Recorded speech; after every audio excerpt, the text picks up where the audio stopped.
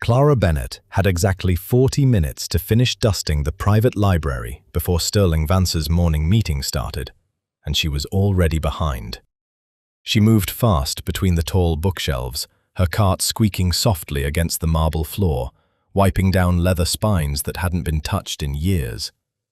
The penthouse took up the entire top floor of a building that overlooked half of Manhattan, and every room in it smelled like money, old wood, fresh flowers, and something faintly like cedar that Clara had never been able to place.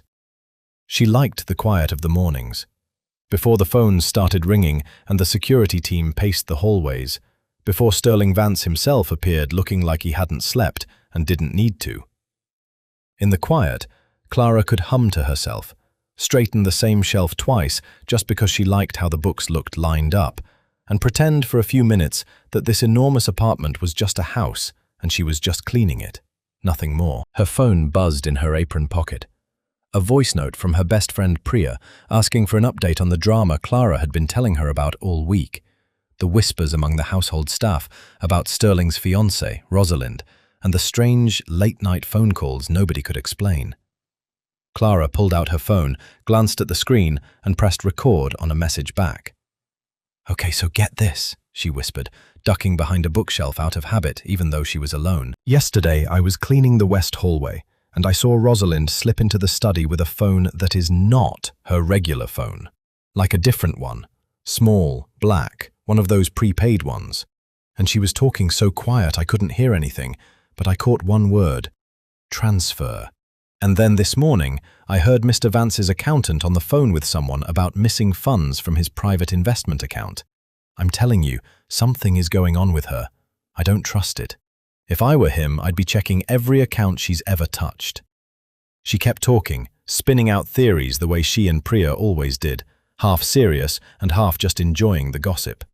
She didn't notice her phone screen dim and reconnect to something else. She didn't notice the small blue icon that flickered at the top of the screen, the one that meant her phone had automatically paired with the nearest Bluetooth device, like it always did in this apartment because the whole building ran on one connected system.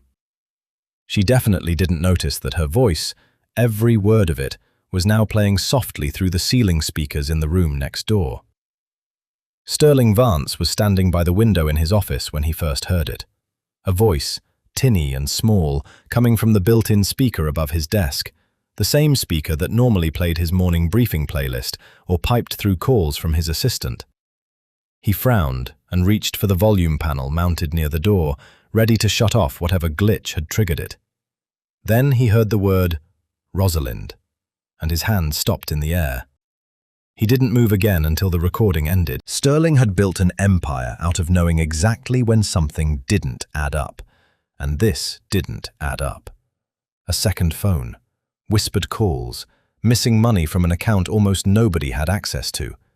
He'd trusted his accountant's explanation 2 days ago, a clerical delay, nothing more.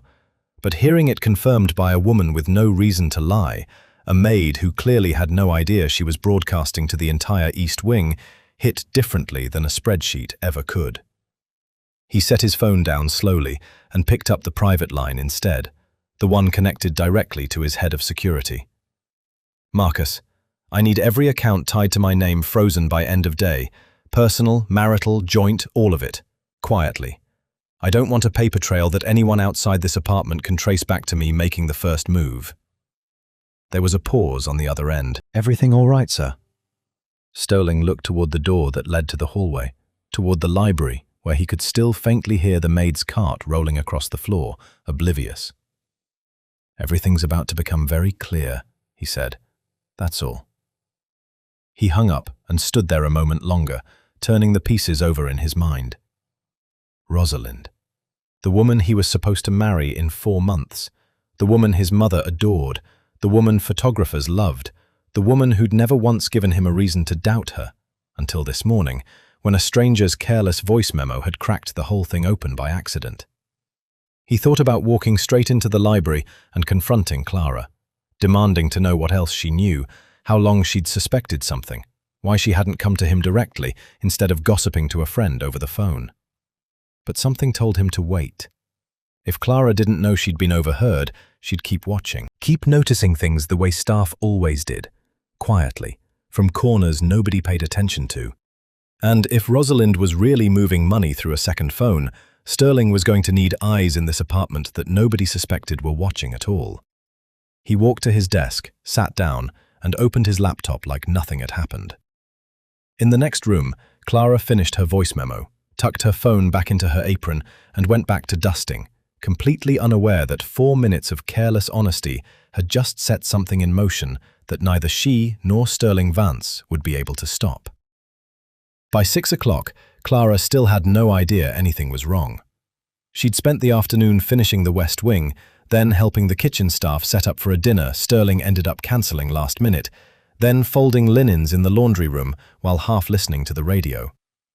It was a normal day, the kind that blurred into every other day she'd worked at the penthouse over the last 8 months. She liked the routine.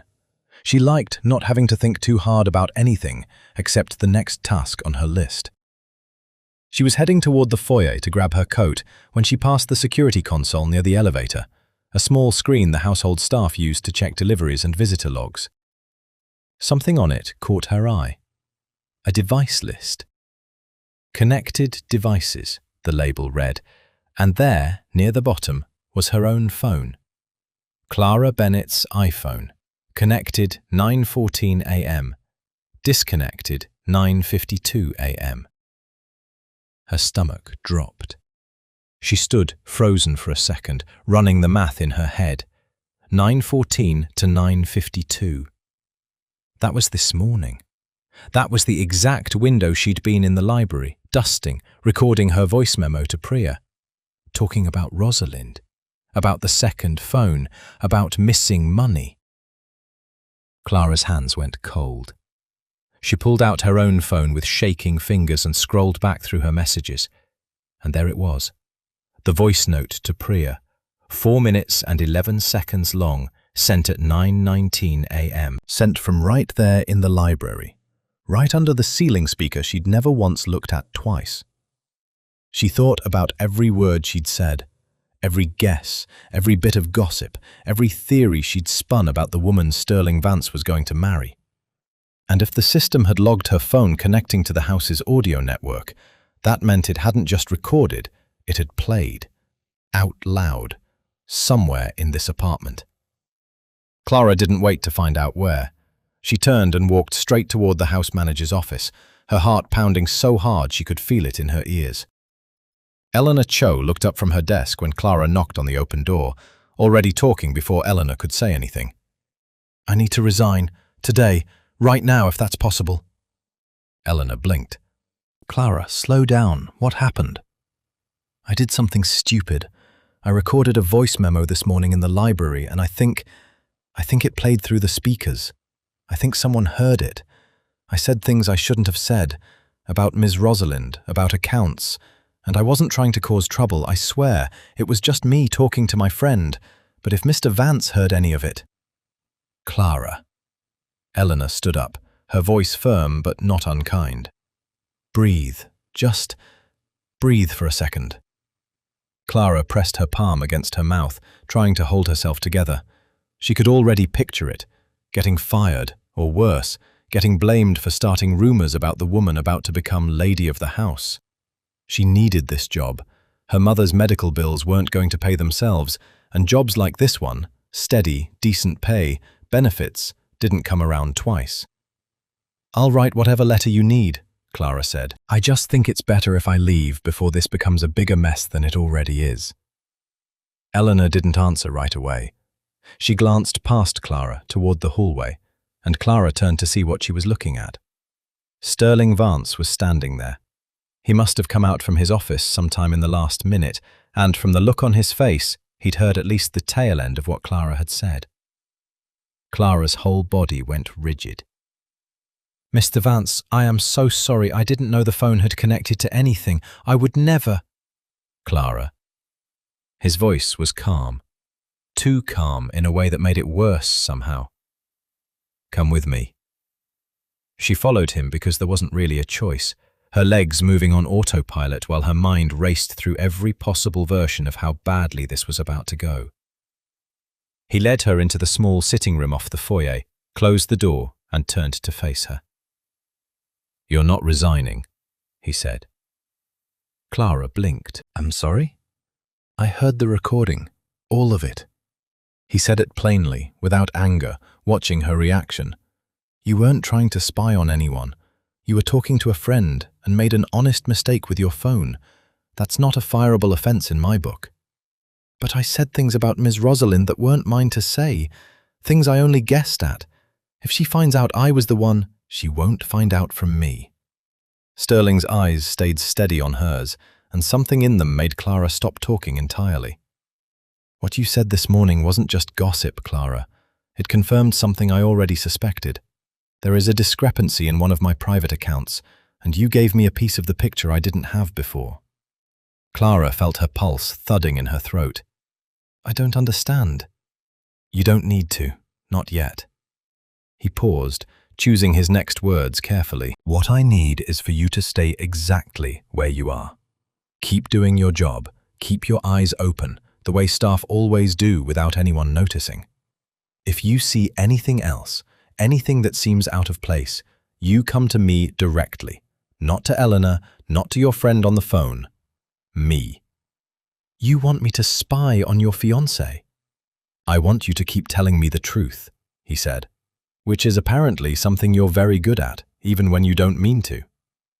Clara stood there, torn between relief that she wasn't being fired and a creeping unease at what he was actually asking of her.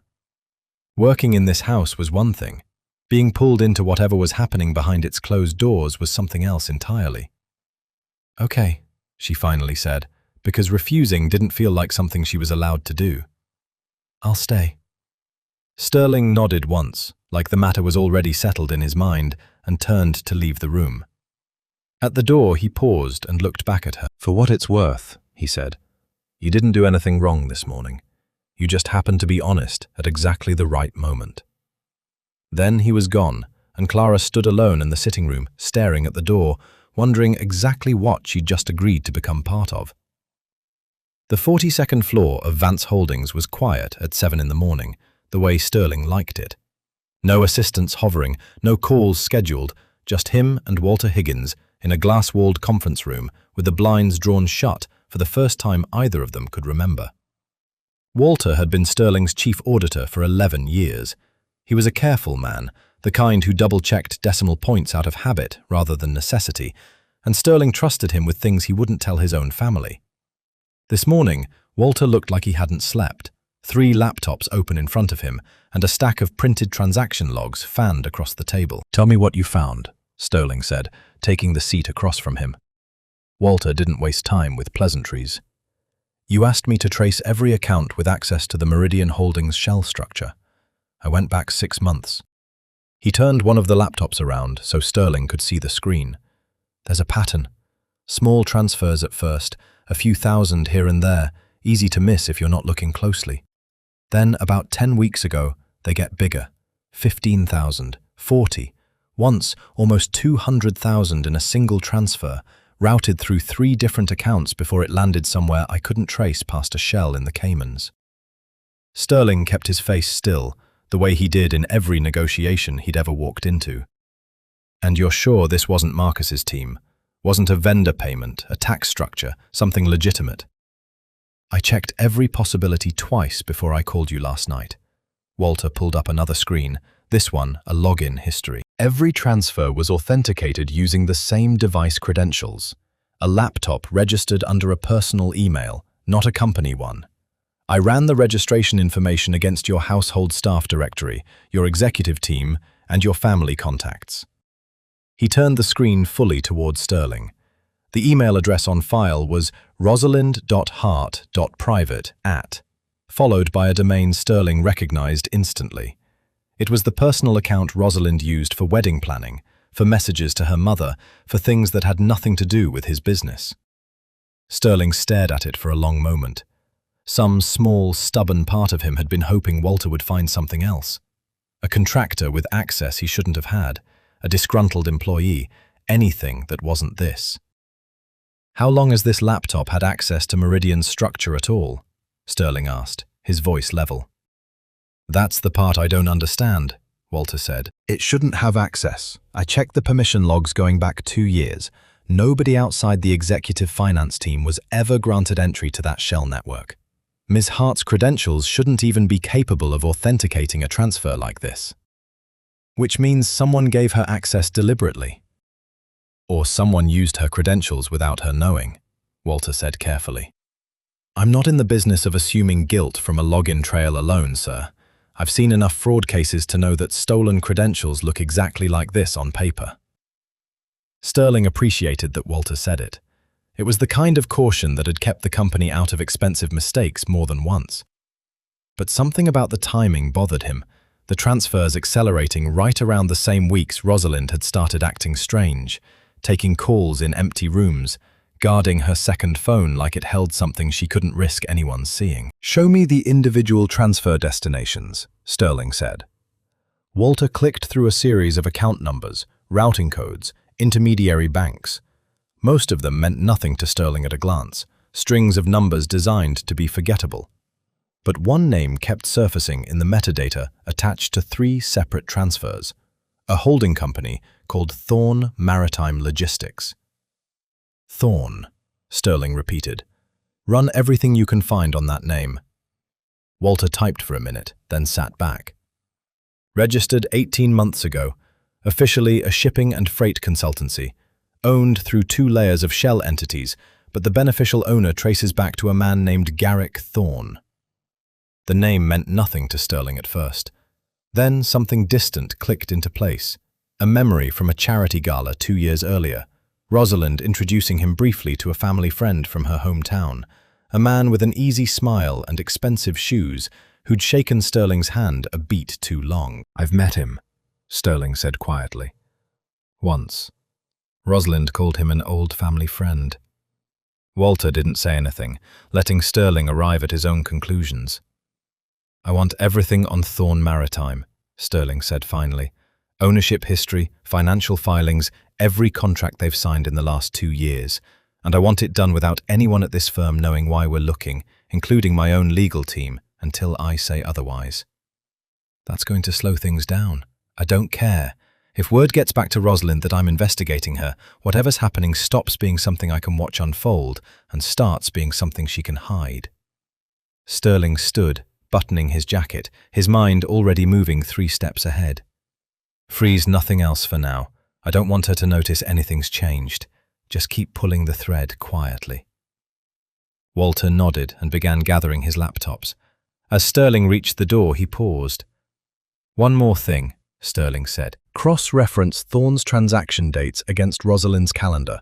Meetings, dinners, anything logged with her assistant. I want to know if these transfers are happening on days she's meeting with him." Walter's expression shifted slightly, the closest thing to concern Sterling had seen from him all morning. "You think this is bigger than money?" Sterling thought about the maid's voice memo, the word transfer, spoken with such casual certainty, the second phone Rosalind never let out of her sight. He thought about the way she'd started flinching slightly whenever his own phone rang during dinner, like she was afraid of who might be calling. "I think," Sterling said, "that whatever this is, she isn't doing it because she wants to." He left the conference room without waiting for a response, already dialing the number for his driver. If Rosalind was tangled up with a man named Garrick Thorn, Sterling intended to see exactly what that entanglement looked like, and he wasn't planning to wait for her to explain it herself. Sterling told his driver to park 2 blocks from the address Walter had flagged, a bridal boutique on a quiet Soho street lined with narrow shopfronts and cobblestone that made the car rattle as it slowed. Rosalind had a fitting scheduled there at 2 o'clock. He knew because his own assistant had helped coordinate it weeks ago, back when a wedding dress fitting was just a wedding dress fitting and not something Sterling felt the need to watch from across the street like a stranger. He sat in the back seat with his coat collar up and a baseball cap pulled low, feeling faintly ridiculous. Men like him didn't do this. Men like him hired people to do this. But something about the idea of a stranger reporting back second-hand made his skin itch.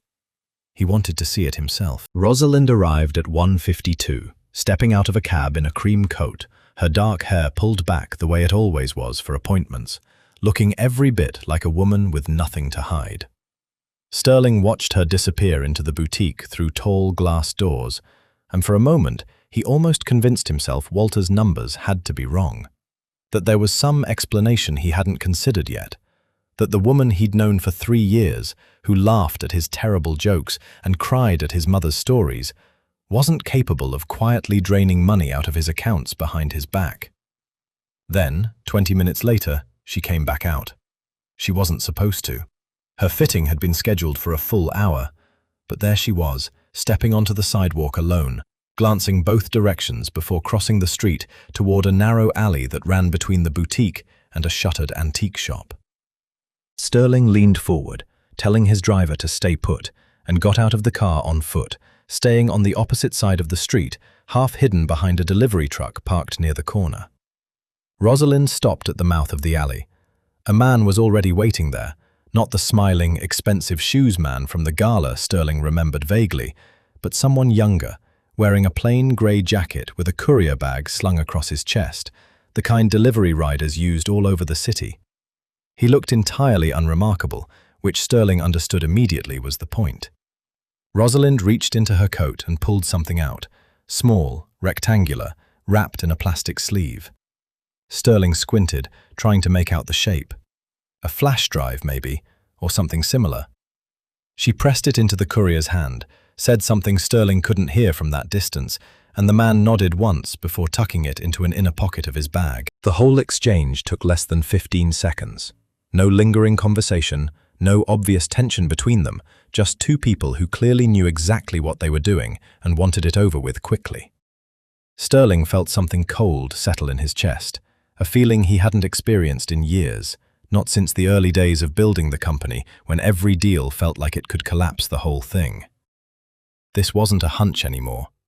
This wasn't Walter's transaction logs or a maid's careless voice memo. This was Rosalind, in broad daylight, handing something off in an alley like she'd done it a dozen times before. The courier turned and walked briskly out the other end of the alley, disappearing around the corner before Sterling could get a good enough look at his face to describe him later. Rosalind straightened her coat, checked her reflection quickly in a shop window, and walked back into the boutique like nothing had happened. Sterling stood frozen on the sidewalk for a long moment, letting the pieces settle into place. Whatever she was involved in, she was careful about it, practiced. This wasn't panic, it was routine. He thought about walking into that boutique right then, demanding an explanation in front of the seamstresses and the racks of unfinished dresses.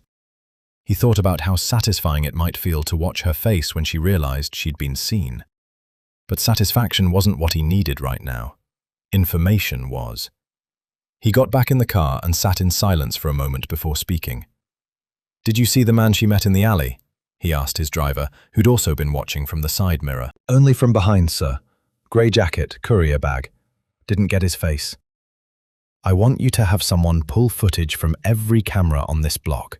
Traffic cameras, storefront security, anything. I want to know where that man goes next." "Understood." Sterling leaned back against the seat, staring out the window at the boutique's glass doors, half expecting Rosalind to walk back out and somehow sense that he'd been standing there the whole time. She didn't. The street stayed quiet, ordinary, full of people going about their afternoon with no idea what he'd just watched. He thought about the account transfers routed to Thorn Maritime Logistics, about the way Rosalind's hands had trembled slightly, almost imperceptibly, as she'd passed off that drive, the only sign that whatever she was doing wasn't as effortless as it looked. That small tremor bothered him more than anything else he'd seen. It didn't look like the movement of a woman committing fraud for her own gain. It looked like the movement of someone doing something she didn't want to be doing at all. Sterling had built an empire on reading people accurately, on knowing when someone across a negotiating table was bluffing or desperate or genuinely dangerous. Rosalind, in that alley, hadn't looked dangerous. She'd looked afraid, which meant somewhere underneath all of this, there was a second story he hadn't uncovered yet, one that had nothing to do with greed and everything to do with whatever hold this Garrick Thorn had over her. He picked up his phone and called Walter back. "I need everything on Garrick Thorn by tonight," Sterling said. "Not just the company, the man. Debts, associates, anything that explains why a woman who's never stolen so much as a stapler from my office is suddenly running errands for him in broad daylight. He hung up before Walter could answer, his eyes still fixed on the boutique across the street, already certain the next few days were about to get a great deal more complicated. Clara hadn't expected the errand to take more than 20 minutes. Eleanor had sent her out around 3 with a short list: pick up Sterling's dry cleaning from the tailor a few blocks from the Soho boutiques, grab a package from the post office, and be back before the evening staff meeting. Simple enough. Clara welcomed the chance to get outside, honestly.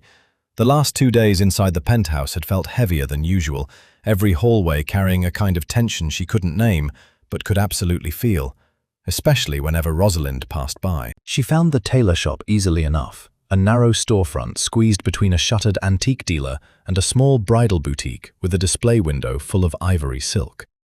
The tailor, an older man named Mr. Kessler, who'd been altering Sterling's suits for years, greeted her by name and disappeared into the back to find the garment bag. While she waited, Clara wandered toward the front window, half watching the street outside the way people do when they're bored and killing time. That was when she noticed the alley. It ran along the side of the bridal boutique next door, narrow and mostly hidden unless you were standing at just the right angle, which, as it happened, Clara was.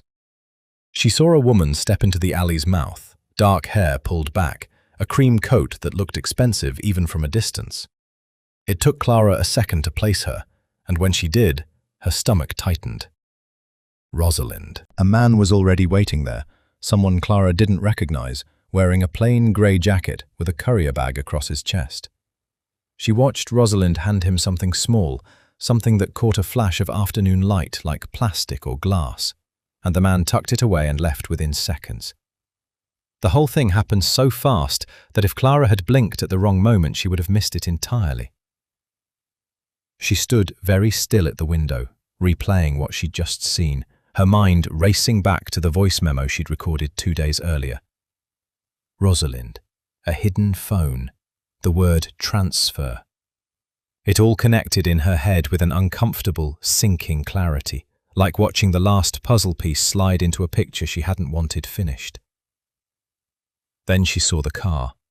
It was parked across the street, sleek and black, the kind of car that belonged to someone who never had to think about parking tickets. Clara recognized it immediately.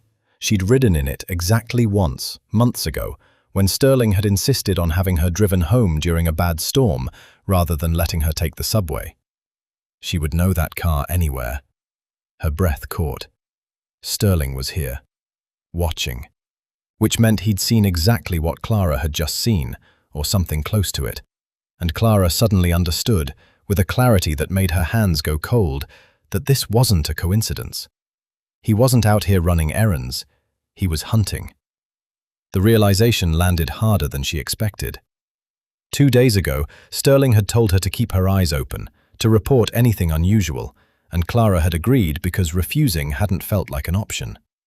She hadn't fully understood what she was agreeing to until this exact moment, standing in a tailor shop window, watching the man she worked for conduct surveillance on his own fiancé, like she was a suspect in a case file. It made her feel like she was standing at the edge of something far bigger than dry cleaning and dusted bookshelves.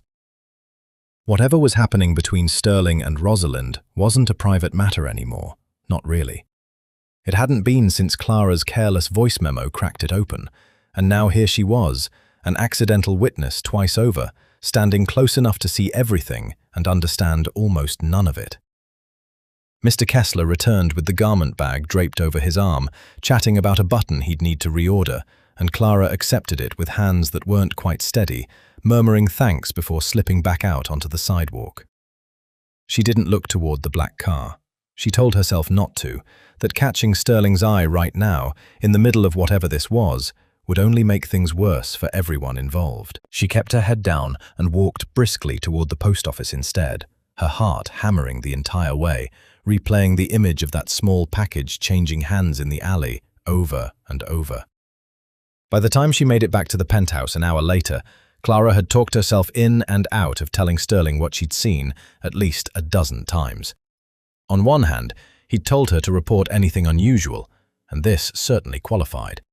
On the other hand, Some instinct told her that Sterling already knew, that he'd been standing across that street specifically because he expected something like this to happen.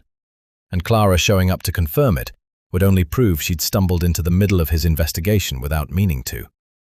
She decided, for now, to say nothing. She hung the dry cleaning in Sterling's closet, dropped the package from the post office at Eleanor's desk, and went about the rest of her evening shift trying to look like an ordinary employee who hadn't just watched two separate people her employer cared about, one by marriage, one by circumstance, get tangled deeper into something dangerous.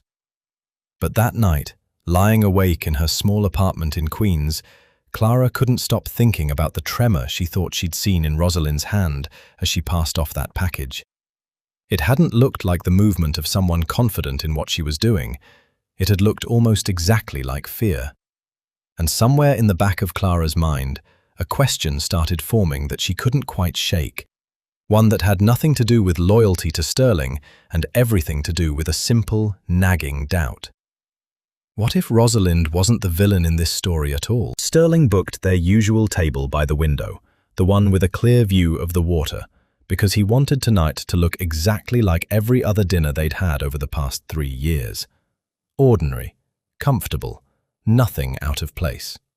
Rosalind arrived a few minutes after him, wearing the dark green dress he'd complimented once months ago, and for a moment, watching her cross the restaurant floor, Sterling almost let himself forget what he'd seen in that alley 2 days earlier. She smiled when she sat down, reached over to touch his hand briefly, asked about his week like she always did. "Busy," he said, which wasn't a lie. "You look tired." "Wedding planning," she said, waving a hand like it was nothing. "The florist changed our order twice this week. I swear I've spent more time on centerpieces than I have sleeping." Sterling watched her closely as she said it, looking for the tremor he'd seen in the alley, the flash of fear underneath the composure. He didn't find it. Whatever was happening to her, she'd learned to bury it well enough that even someone looking for cracks couldn't spot them easily over a glass of wine. They ordered, made the kind of conversation people make when neither of them wanted to talk about anything real, his mother's upcoming visit, a mutual friend's new baby, whether they should push the wedding date because of a scheduling conflict with the venue. Sterling played his part carefully, laughing when he was supposed to laugh, asking questions when he was supposed to ask them, all while some other part of his mind stayed fixed on the small handbag sitting on the chair beside her. He'd noticed it the moment she walked in. Not her usual bag, a smaller one, plain black, the kind of bag someone chose specifically because it was forgettable. The kind of bag that might hold a phone nobody was supposed to know about. Halfway through the main course, Rosalind's regular phone buzzed on the table, and she glanced at the screen. "It's my mother. I should take this. She'll worry if I don't." She stood, smoothing her dress. "I'll just be a minute." Sterling nodded, watching her walk toward the restaurant's front entrance where the signal was better, her phone already pressed to her ear. He didn't wait more than 10 seconds after she was out of sight. He reached over, unzipped the small black bag with fingers that felt steadier than they had any right to, and found it almost immediately. A plain black phone, cheap, prepaid, exactly the kind Clara had described in her voice memo, without ever knowing Sterling would end up holding the evidence himself. He unlocked it easily. The passcode was the same 4 digits Rosalind used for everything, a birthday Sterling had memorized years ago without ever meaning to. The message thread at the top of the screen was with a contact saved only as G. Sterling scrolled up, reading fast, his stomach tightening with every line. "You had 3 weeks. It's been 6. I told you, the accounts have limits. I can't just pull that much without someone noticing." "Not my problem. Your father signed the loan, not me. You want his name off my books. You keep paying like we agreed. Please, I'm doing everything I can. If Sterling finds out any of this before the wedding, everything falls apart. My family loses everything." "Then don't let him find out.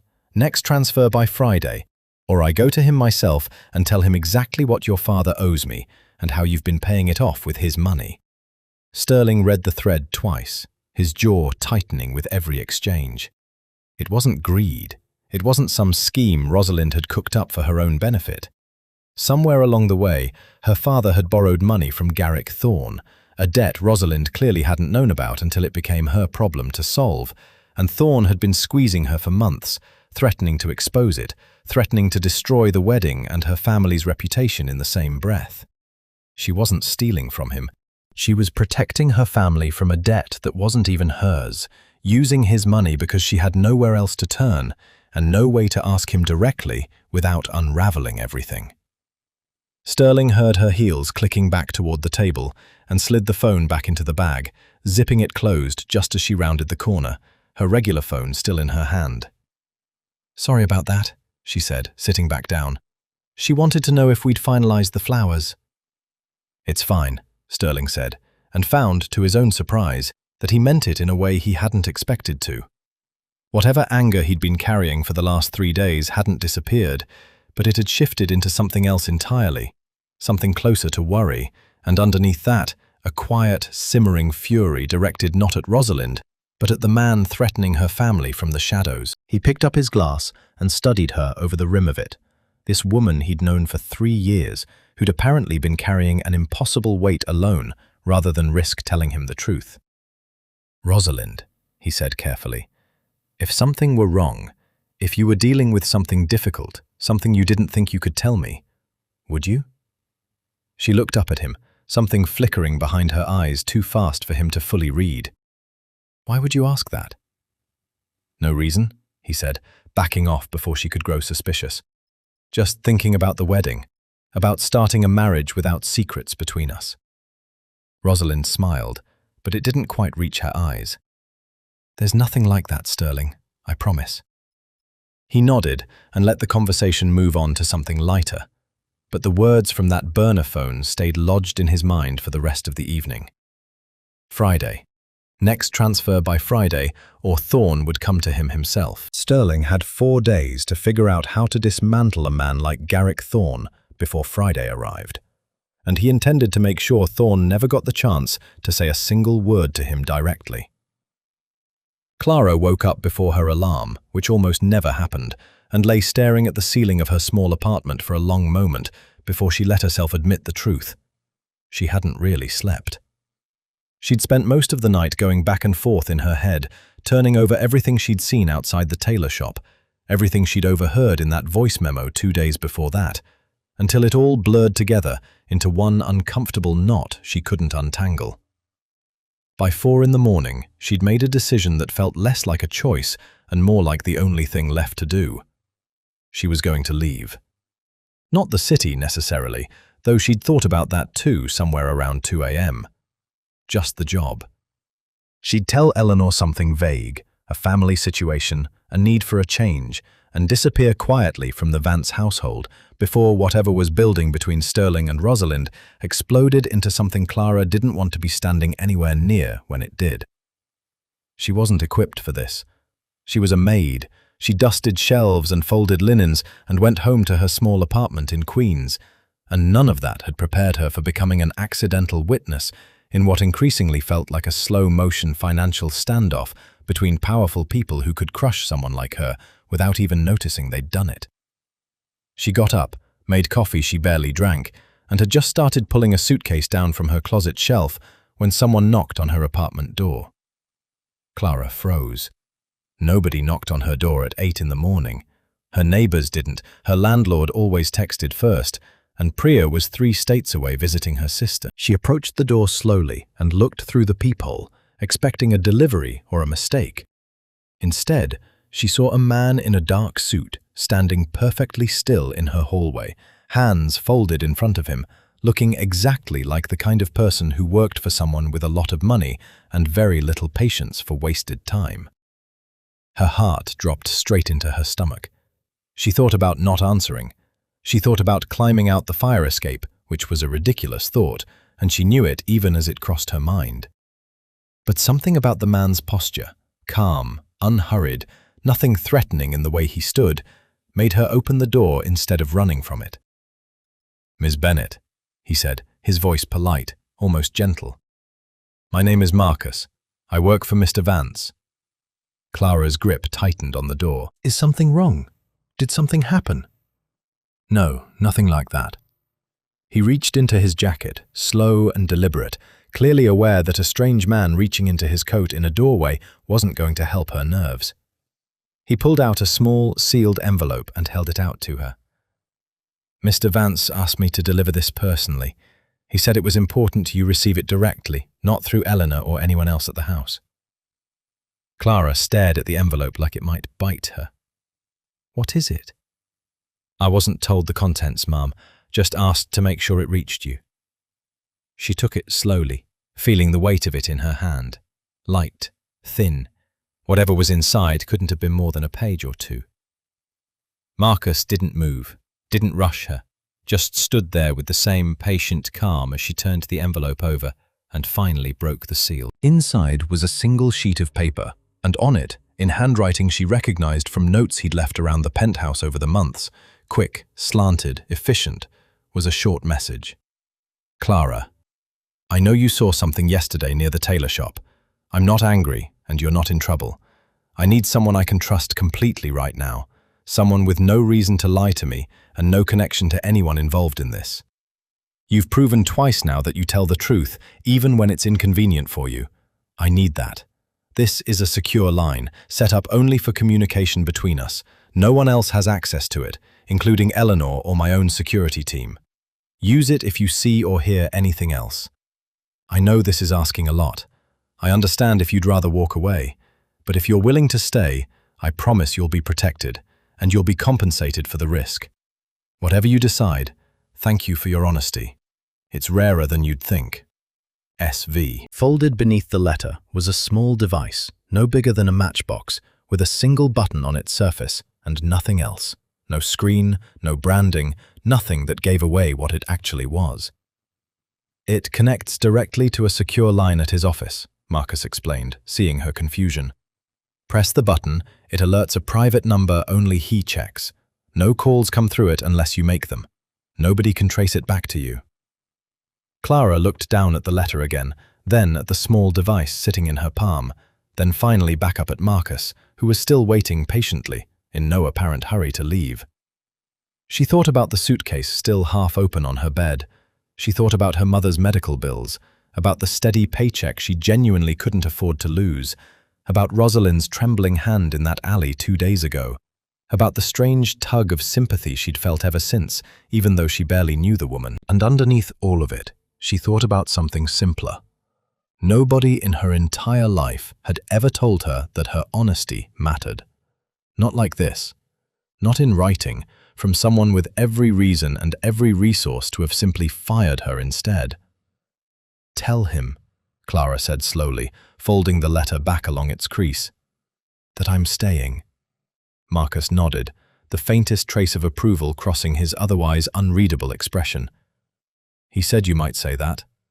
He left without another word, and Clara stood in her doorway for a long moment after he'd gone, the small device warm in her palm, the suitcase on her bed suddenly looking like something that belonged to a different morning entirely.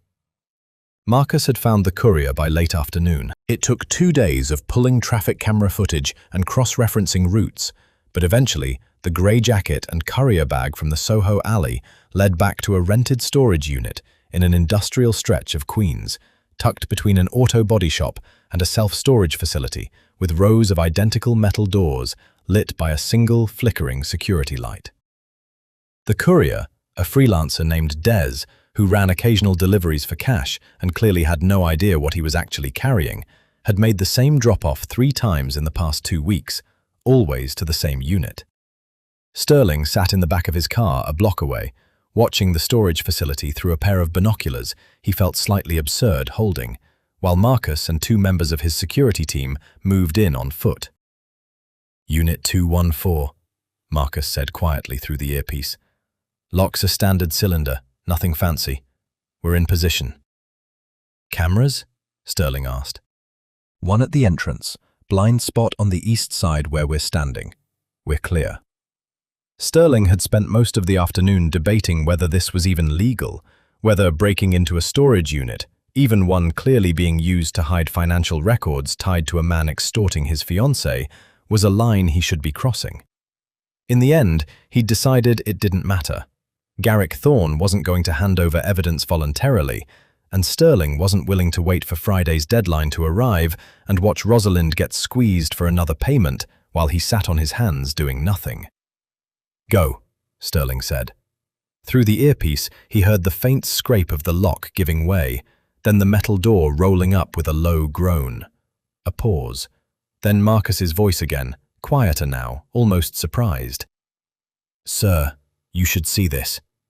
Sterling had the driver pull closer, close enough that he could get out and cross the last stretch on foot without drawing attention. Inside the unit, illuminated by a single overhead bulb, sat a folding table with 3 laptops, a small server rack humming quietly in the corner, and stacks of paper organized into labeled folders.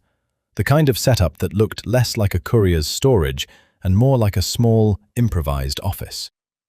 "This isn't just a drop point," Marcus said, flipping through one of the folders. "This is where he's running the whole operation from. Look." Sterling picked up one of the folders and scanned the pages inside. Routing numbers, account statements from banks Sterling didn't recognize, most of them registered in the Caymans or Bermuda, all of it connected to a web of shell companies that eventually traced back to Garrick Thorne. There were names too, other victims apparently, families like Rosalind's who'd taken loans from Thorne years ago and were now trapped paying interest that had ballooned into something closer to a leash than a debt. "He's doing this to more than just her family," Sterling said quietly, more to himself than to Marcus. "Looks that way, sir." One of the security team members, a quiet man named Ellis, who specialized in digital forensics, was already crouched by the server rack, connecting a small external drive to one of the laptops. "I can clone everything on here in about 20 minutes, full copies of the drives, the account records, all of it. He won't even know we were here if we put everything back exactly where it was." "Do it," Sterling said. "Everything. I want his offshore routing numbers, every account tied to this operation, every name in those folders. And I want it done quietly enough that Thorne has no idea his own storage unit has been compromised until I decide he needs to know." While Ellis worked, Sterling walked the perimeter of the small unit, taking in details he knew would matter later. The exact layout of the folders, a half-finished coffee sitting on the table like Thorne had been here recently and left in a hurry. A calendar taped to the wall with several dates circled in red, including, Sterling noted grimly, this coming Friday.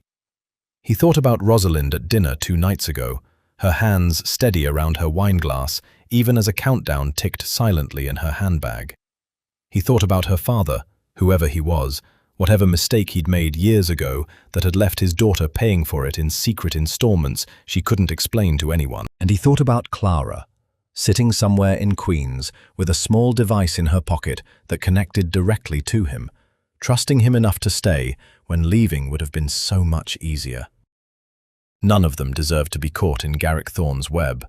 Not Rosalind, not her family, and certainly not the other names sitting quietly in those folders.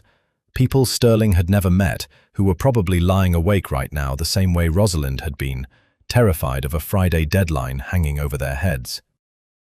"Cloning's done," Ellis said, disconnecting the drive and slipping it into a small case. "Everything's copied. I can have full account structures mapped out by morning, routing numbers, balances, everywhere the money's flowing." "Good." Sterling looked around the unit one more time, making sure everything sat exactly as they'd found it, no trace of their visit left behind. "Close it up. Same lock, same position, nothing disturbed." They left the way they'd come, the storage door rolling back down with the same low groan, the lock clicking shut behind them. Sterling stood by the car a moment longer, watching the flickering security light overhead, turning Ellis's words over in his mind. Full account structures. Everywhere the money's flowing. If Thorne thought he could keep bleeding families dry from behind layers of shell companies and a rented storage unit in Queens, he was about to discover exactly how thoroughly Sterling Vance dismantled things that threatened people he cared about. "Get Walter on the phone," Sterling said, climbing into the car. "Tell him to clear his morning. We're going to need every hour of it." By noon, Walter had turned the small conference room into something closer to a war room. 3 monitors lined the far wall, each displaying a different piece of the network Ellis had pulled from the storage unit: account structures, routing paths, a growing map of shell companies that all eventually funneled back to Garrick Thorne. "It's more extensive than I expected," Walter said, pacing in front of the monitors with a tablet in hand. He's got accounts registered across 6 jurisdictions, all feeding into 2 primary holding structures. Most of the victim payments, Rosalind's included, end up here. He tapped the screen, highlighting an account labeled only by a string of numbers. Cayman-based, minimal oversight, easy to move money in and out without raising flags. Sterling stood with his arms crossed, studying the diagram. "And you're confident we can move on it without alerting him first?" "Confident, yes. Comfortable, no." Walter set the tablet down. "What you're describing isn't a freeze. A freeze he might not notice right away. What you're describing is an active counter-transfer, pulling funds out of his structure and rerouting them somewhere he can't touch, in real time, using the access we cloned from his own systems. If he's watching those accounts closely, and men like this usually are, he'll notice within minutes. Then we make sure it happens fast enough that noticing doesn't matter." Walter exchanged a glance with Ellis, who'd been quiet in the corner, still working through lines of code on his laptop. "It's possible," Ellis said. "The credentials we cloned give us legitimate access to move funds exactly the way he would. If we route everything into an escrow account under a neutral third party, something with legal standing, something he can't dispute without exposing the entire operation, he loses the leverage. He can't threaten to expose Rosalind's father's debt if the debt itself has already been settled and the money's sitting somewhere he can't reach." Sterling considered it. There was a version of this where he simply exposed Thorne to the authorities and let the legal system grind slowly through years of investigation, while Rosalind's family reputation got dragged through headlines in the meantime. He didn't want that version. He wanted this finished, cleanly, quietly, before Friday's deadline arrived and Thorne made good on his threat to go to Sterling directly. "Set up the escrow account," Sterling said. "Something with an established firm. Someone with a name Thorne will recognize and think twice about challenging." "I can have Hendricks and Cole draft the structure within the hour," Walter said. "They've handled sensitive settlements for us before. Nobody outside this room needs to know the details." "Do it." The next several hours moved fast, faster than Sterling expected given the complexity of what they were attempting. Walter's team drafted the escrow structure while Ellis prepared the transfer sequence, testing the cloned credentials against smaller accounts first to make sure nothing would trip an alarm before the larger move went through. Sterling sat through most of it, watching numbers scroll across screens he only partially understood, trusting the 2 men in front of him more than he trusted almost anyone else in his organization. Around 3, Ellis finally looked up. "We're ready. The moment I execute this, every account tied to Thorne Maritime's offshore structure gets rerouted into the escrow. It'll happen in under 90 seconds, all 6 jurisdictions simultaneously, so even if he's watching one account, he won't have time to react before the others follow." Sterling nodded once. "Do it." Ellis's fingers moved across the keyboard, and for a long stretch of silence, nobody in the room spoke. Sterling watched the numbers on the center monitor shift, account balances dropping to 0 one after another as funds redirected in real time. The entire structure Thorne had spent years building, emptying out like water draining from a cracked container. "Done," Ellis said finally, sitting back. "All 6 accounts, fully rerouted. Total came out to just over 4.2 million, now sitting in escrow under Hendricks and Cole's oversight, tagged for release only under joint authorization, yours, and a neutral third-party arbitrator if this ever needs to go to court." Walter exhaled slowly, some of the tension leaving his shoulders. "He's going to notice within the hour, if he hasn't already." "Let him," Sterling said. "He'll call his bank, spend the rest of the day trying to figure out how his own encrypted structure got compromised, and by the time he traces it back to anything, the money will already be sitting somewhere he has no legal standing to touch." "What about Rosalind's father's debt?" Walter asked. "The original loan, is that resolved? Or does Thorne still hold that over her?" Sterling had already thought this through. "The escrow covers it. I'm authorizing a release equal to the original loan amount, paid directly to clear the debt on record. documented and legitimate. Whatever leverage he thought he had over her family disappears the moment that payment clears. He can't threaten to expose a debt that's already been settled in full. And the rest of the money? The other names in those folders, the other families he's been squeezing. Sterling glanced at the folder Ellis had scanned from the storage unit, the list of names sitting quietly on the table beside him. Families he'd never met. Strangers who had no idea their private nightmare was about to end because of a chain of events that started with a maid's careless voice memo.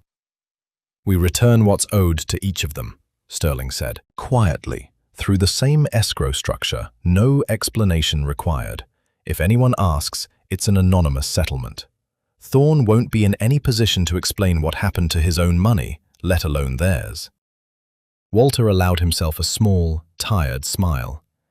"You've effectively dismantled a man's entire criminal operation in one afternoon." "I've removed his ability to hurt anyone else with it," Sterling corrected. "Dismantling him completely comes next." He thought about Garrick Thorne somewhere across the city, likely staring at his own screens right now in growing confusion, watching millions of dollars vanish from accounts he'd believed were untouchable. Sterling felt no satisfaction in it yet. Not until he'd stood in front of the man himself and made absolutely certain Thorne understood exactly who had taken it all away, and exactly why. "Get me everything on his known properties," Sterling said, already reaching for his coat. "If he's smart, he'll try to run the moment he realizes what's happened. I intend to make sure he doesn't get the chance."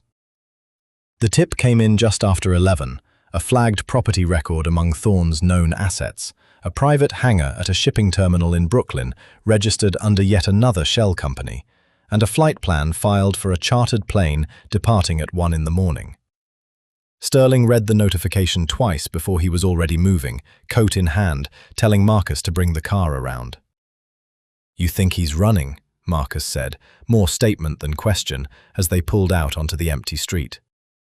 "I think a man who just watched $4 million disappear from accounts he thought were untraceable doesn't stick around to ask polite questions," Sterling said. "He's cutting losses, which means whatever leverage he still thinks he has over Rosalind's family, he's planning to use it one last time before he's gone for good." The terminal was quiet when they arrived. Most of the facility shut down for the night, except for a scattering of security lights and the distant hum of machinery from an active dock further down the waterfront. Sterling's car pulled up near a row of private hangars, and there, exactly where the flight plan had indicated, sat a small jet with its cabin lights on, a fuel truck idling nearby, and a man standing at the base of the stairs checking his watch. Sterling recognized him even from a distance. The easy smile from that charity gala 2 years ago was gone, replaced by something tighter, more agitated. A man clearly running calculations he didn't like the answers to. "Wait here," Sterling told Marcus, stepping out of the car alone. Garrick Thorne turned as Sterling's footsteps echoed across the tarmac, and for a brief moment, something flickered across his face. Surprise, quickly smoothed over into the same practiced charm Sterling remembered from their one prior meeting. "Sterling Vance," Thorne said, spreading his hands slightly. "This is unexpected. Rosalind didn't mention you'd be joining us tonight." "Rosalind doesn't know I'm here," Sterling said, stopping a few feet away, his voice level and cold. "Neither do you, apparently, given how surprised you look." Thorne's smile tightened at the edges. "I'm not sure what you think is happening here, but I have a flight to catch, and unless you're planning to—" $4.2 million, Sterling said, cutting him off. "That's what was sitting in your offshore structure yesterday morning. I imagine it's considerably less right now." The color drained slightly from Thorne's face, the charm cracking just enough for Sterling to see the panic underneath it. "I don't know what you're talking about." "I think you do." Sterling reached into his coat and pulled out a folder, thin but heavy with the weight of what it contained, and held it out. "Thorne Maritime Logistics, 6 jurisdictions, a dozen shell companies, and a list of families you've been quietly bleeding dry for years, using debts their fathers signed before they were even old enough to understand what they were agreeing to. Rosalind's father included." Thorne didn't take the folder. His eyes darted toward the plane, toward Marcus standing near the car, calculating an exit that clearly wasn't there. Whatever you think you found, Thorne said, his voice lower now, sharper. You should think very carefully about what happens if you push this further. There are things about Rosalind's family you don't understand, things that could still hurt her, folder or no folder. There's nothing left to hurt her with, Sterling said. Her father's debt was settled this morning, paid in full through an account you no longer have access to. Every family on that list has already received their money back, quietly, with no explanation required. Whatever hold you thought you had over any of them is gone. Thorne's jaw tightened, his composure finally slipping entirely. You had no right. I had every right, Sterling said, his voice rising just slightly, the only sign of the anger he'd been holding steady since that night at the bistro. You spent months threatening a woman who had nothing to do with a debt her father signed before she could even vote. You watched her hands shake every time your name came up on her phone. You were planning to use that fear to destroy her family's reputation right before her wedding, all so you could keep collecting money you were never entitled to in the first place. It was business, Thorne said weakly. It was extortion, Sterling corrected, and it's over. He held the folder out again, and this time Thorne took it, his hands unsteady as he flipped through the first few pages. Copies of the same records Sterling's team had pulled from the storage unit, evidence that would have been devastating in the wrong hands and was now simply a formality. There's a release at the back, Sterling said. You sign it, you relinquish every claim, financial or otherwise, against Rosalind, her father, and every other name on that list. In exchange, I don't hand what's in that folder to federal prosecutors, which I promise you would end considerably worse than a missed flight. Thorne stared at the document for a long moment, his shoulders sagging under the weight of a plan that had unraveled far faster than he could have anticipated. Behind him, the pilot appeared at the top of the jet's stairs, checking his watch, clearly aware their departure window was closing. You've thought of everything, Thorne said quietly, bitterness threading through the words. I had good reason to, Sterling said. You made the mistake of threatening people I care about. That tends to bring out my thorough side. Thorne pulled a pen from his jacket, his hand shaking slightly as he signed the release against the folder's cover, pressing harder than necessary, like he was trying to convince himself this was really happening. When he finished, he shoved the folder back into Sterling's hands, like he couldn't wait to be rid of it. It's done, Thorne said. You have your release. Now let me get on my plane. Sterling took the folder, checked the signature briefly, and stepped back. Go. And Thorne, if I ever hear you've contacted Rosalind, her family, or anyone on that list again, the federal prosecutors get everything, release or no release. Thorne didn't respond. He turned and climbed the stairs into the jet without looking back, and within minutes the plane was taxiing toward the runway, its lights disappearing into the dark sky over the harbor. Sterling stood on the tarmac a while longer, watching it go, the folder heavy in his hand, feeling something in his chest finally loosen after nearly a week of holding it tight. Whatever came next, the conversation with Rosalind, the truth he'd have to lay out for her, the decision about what their engagement even meant now, none of it would happen with Garrick Thorne looming over any of it anymore. That much, at least, was finished. Rosalind arrived at the Long Island estate a little after 2, the way Sterling had asked her to the night before, with no explanation beyond a short message saying they needed to talk somewhere quiet, away from the penthouse and everyone who worked in it. She found him waiting on the back terrace, overlooking the water, a folder sitting closed on the table between 2 chairs. She sat down slowly, some instinct already telling her this wasn't going to be a conversation about centerpieces or seating charts. You know, Sterling said, before she could ask anything. Don't you? Rosalind's face went still. She didn't ask what he meant. She simply nodded, her hands folding together in her lap, the composure she'd carried through every dinner and every fitting, finally cracking under the weight of not having to pretend anymore. I've known for 3 days, Sterling said. Since dinner at the bistro. I read the messages on your other phone while you were on the call with your mother. Sterling. Let me finish. His voice wasn't harsh, just steady, the way it had been through every conversation over the past week. I know about your father's loan. I know Thorne's been threatening to expose it, to hurt your family's name right before our wedding. I know you were transferring money out of my accounts to keep him quiet because you didn't think you had any other option. Rosalind's eyes filled, though she blinked hard against it, clearly trying to hold herself together the way she had for months. I was going to tell you.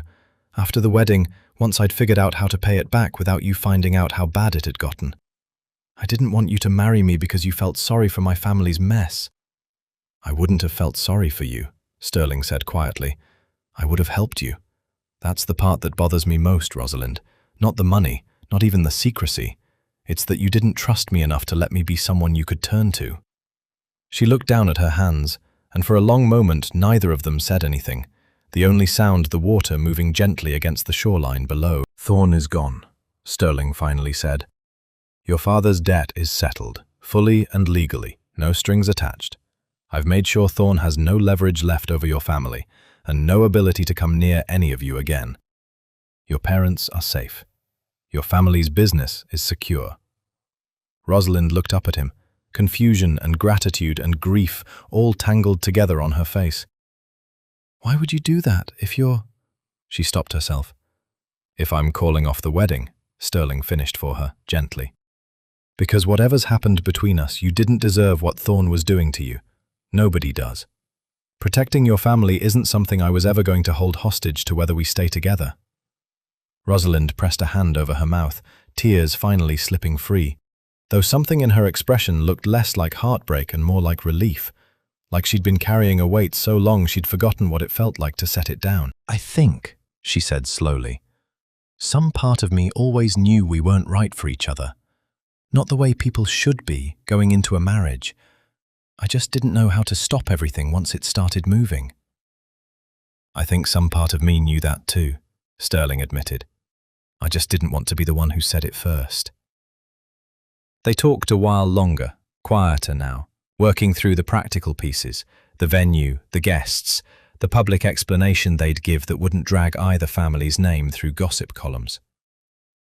By the time Rosalind left the estate that afternoon, something had shifted between them. The tension of the past week replaced by something calmer, almost like relief on both sides.